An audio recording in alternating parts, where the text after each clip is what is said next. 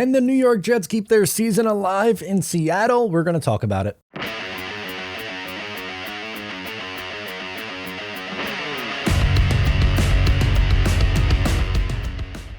Hey, what's going on? Matt O'Leary back with another video. Today I am breaking down the New York Jets versus the Seattle Seahawks. Before we get started today, just want to mention you can follow on socials at Matt O'Leary NY.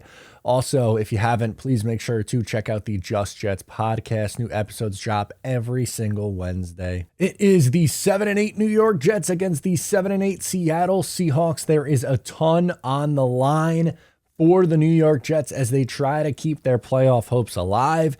If you missed it, here's what has to happen. The New York Jets have to win both of their remaining games against the Seahawks and Miami Dolphins, and the New England Patriots have to lose one of their two remaining games, one to Miami, the other is to the Buffalo Bills. Lose one of the two, Jets win both, Jets are in the playoffs, things you absolutely love to see. Let's take a look and break this down. The Jets' offensive DVOA is 21st. Seattle's is 12th. Advantage Seattle. Defense advantage Jets. Jets 6th. Seattle 26th in the NFL. As for our Mojo spotlight, we've talked a lot about Mike White. I want to talk about Garrett Wilson, who right now is at $15.14.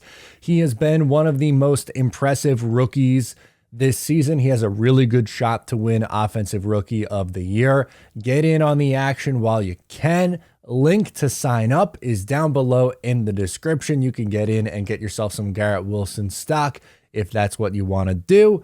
That is who I would be investing in right now on the New York Jets, as I think he is going to get better with more consistent quarterback play. All right, let's hop into the preview here. The big storyline, obviously, in addition to the New York Jets going up and trying to keep their season alive, would be the Tariq Woolen versus Sauce Gardner debate. To me, it's not really much of a debate, but there are many people who think Tariq Woolen, because he has a few more interceptions, is the Defensive Rookie of the Year. This is going to maybe be the deciding factor. It shouldn't be, but maybe seeing these two go head to head is going to make or break it for some of these guys. So hopefully Sauce Gardner comes out on top. He's played really well this year, struggled a little bit, giving up 80 yards, or was credited with allowing 80 yards to the Jacksonville Jaguars. A lot of that was on an Evan Ingram play where it was like a crossing route over the middle. But overall, it's been a great year for both of those guys, and we get to see them go head to head. Something else that I'm looking for is Tyler Lockett, and if he's going to be able to go or not.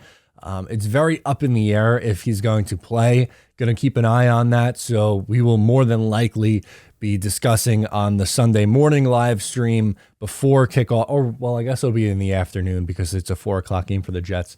We will more than likely be discussing if Tyler Lockett is good to go or not. That is very much in the air.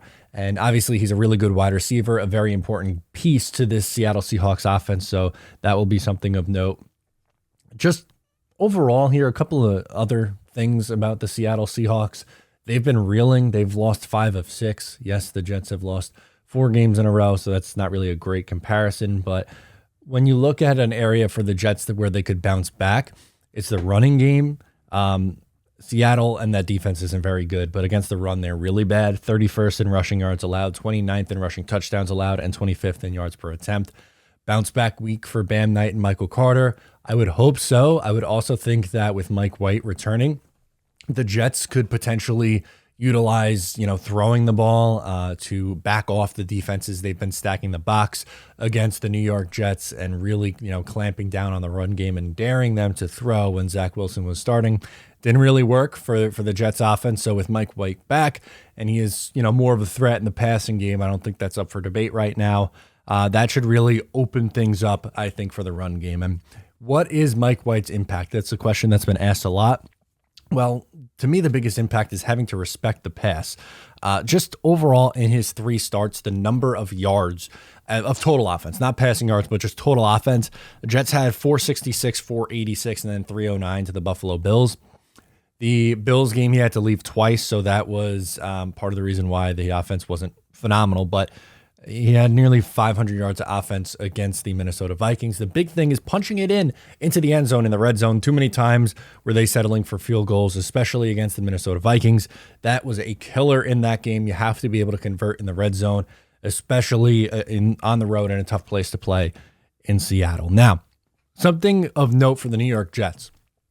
Their defense has been getting criticized a lot over the last couple of weeks, but still the funny thing is, in one of their worst performances of the season against the Jacksonville Jaguars, they still only allowed 19 points. That should be good enough to get the job done.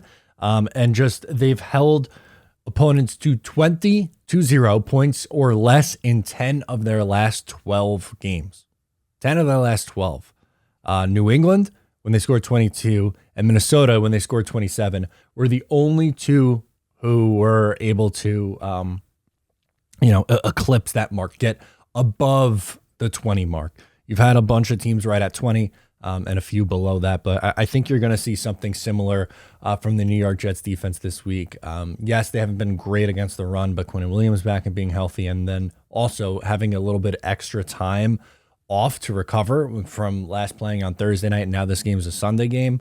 That should also be helping out the Jets, I would say. Let's get to the stat predictions. What do I think is going to happen for some key guys on the New York Jets? For Mike White, well, we always take a look at the quarterbacks. I have him going something like 22 of 34, 262 yards, 2 touchdowns, no picks. A solid day for Mike White. I think we would all sign up for that kind of performance from him, and that should be enough for the New York Jets to be competitive. Garrett Wilson is going to eclipse the 1,000-yard mark in this game is my prediction. He only needs like 4 yards, I think, to get there. I have him seven catches, 92 yards, and a touchdown.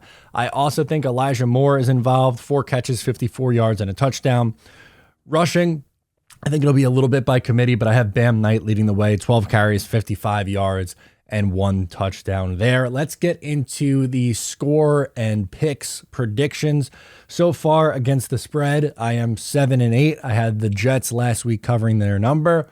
They did not cover. They lost. The Jets are 1.5 point favorites in this one. I think the Jets cover that number and win 24-17.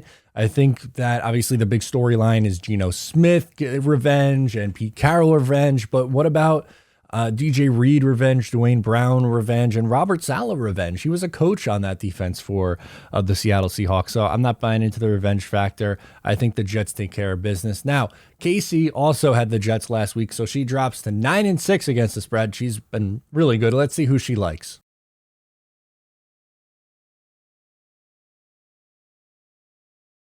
Casey is back on the road Warriors. She is on the Jets as well. So can the Jets get the job done and keep their season alive?